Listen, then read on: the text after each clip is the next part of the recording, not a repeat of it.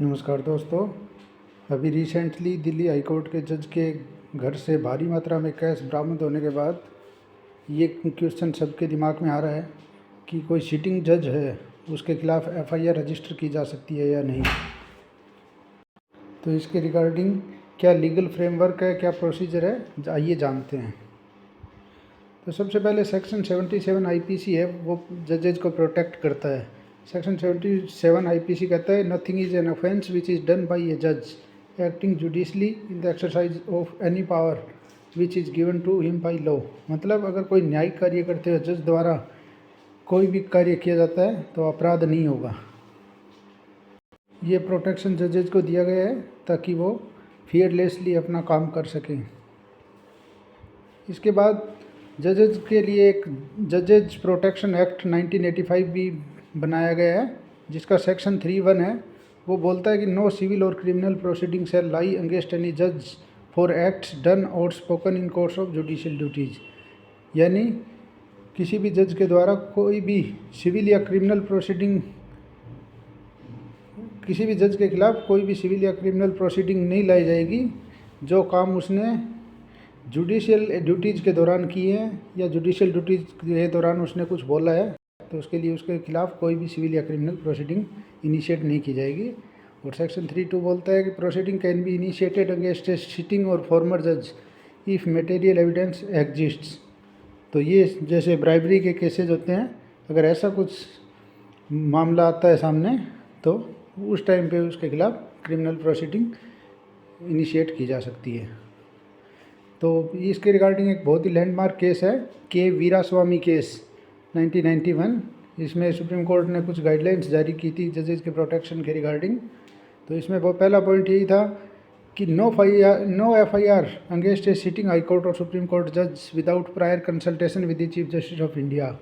यानी ये सिर्फ हाई कोर्ट और सुप्रीम कोर्ट जजेस के लिए है कि उनके खिलाफ कोई भी एफआईआर दर्ज होने से पहले चीफ जस्टिस ऑफ इंडिया की सहमति की ज़रूरत है। वो सीजीआई अगर अप्रूव करेंगे तो उसके बाद ही एफआईआर दर्ज हो सकती है उनके खिलाफ। और अगर ऐसे allegation chief justice of India के खिलाफ ही लगते हैं तो उस केस में जो भी नेक्स्ट सीनियर मोस्ट जज होगा सुप्रीम कोर्ट का उसको कंसल्ट किया जाएगा। और सीजीआई का जो ओपिनियन है वो बाइंडिंग होगा, उनके अप्रूवल के बिना एफआईआर रजिस्टर नहीं की जा सकती। और इन्वेस्टिगेशन होने के बाद उसके सैंक्शन जो है प्रोसिक्यूशन के लिए वो सीजीआई की कंसल्टेशन से ही मिलेगी। इसके रेशनल क्या है वीरास्वामी जजमेंट का कि भी सीजीआई है वो जजेस के अपॉइंटमेंट में भी पार्टिसिपेटरी फंक्शन है,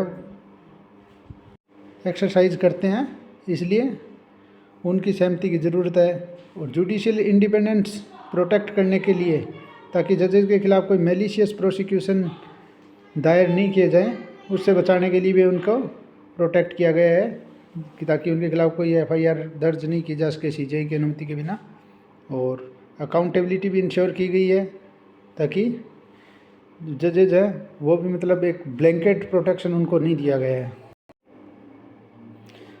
अभी अपन सुन रहे हैं कि जज के खिलाफ है वो कोई एफआईआर दर्ज नहीं की गई है, लेकिन इन हाउस प्रोसीजर स्टार्ट किया गया है। तो इन हाउस प्रोसीजर क्या है? ये इन हाउस प्रोसीजर 1997 में लाया गया था।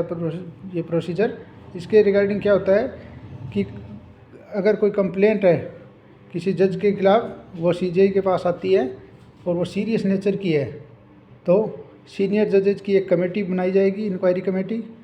और वो इंक्वायरी कमेटी है वो अपनी रिपोर्ट देगी।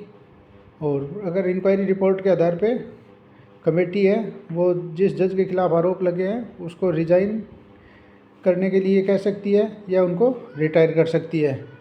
और अगर ऐसा जज है वो रिज़ाइन करने से रिफ्यूज़ कर देता है तो उसके इम्पीचमेंट रिकमेंडेशन कर सकती है पार्लियामेंट को कि इसको इम्पीचमेंट प्रोसीजर से हटा दिया जाए। हाई कोर्ट और सुप्रीम कोर्ट के जजेस का रिमूवल कैसे होता है?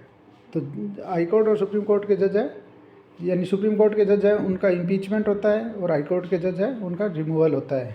तो आर्टिकल 124 सब क्लोज 4 ये सुप्रीम कोर्ट के जजेस के इम्पीचमेंट के रिगार्डिंग डील करते हैं।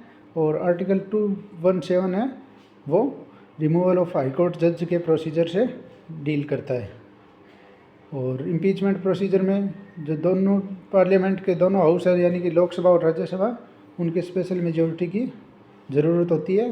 वो एक काफ़ी लेंदी प्रोसीजर है। आपने हाई कोर्ट और सुप्रीम कोर्ट के जजेस के रिगार्डिंग प्रोसीजर को जान लिया है। अब जानते हैं कि अगर सबऑर्डिनेट जजेज हैं उनके रिगार्डिंग क्या प्रोसीजर है। अगर किसी सबऑर्डिनेट कोर्ट के जज को अरेस्ट करना हो तो ये मामला उठा था Delhi judicial service association case के अंदर।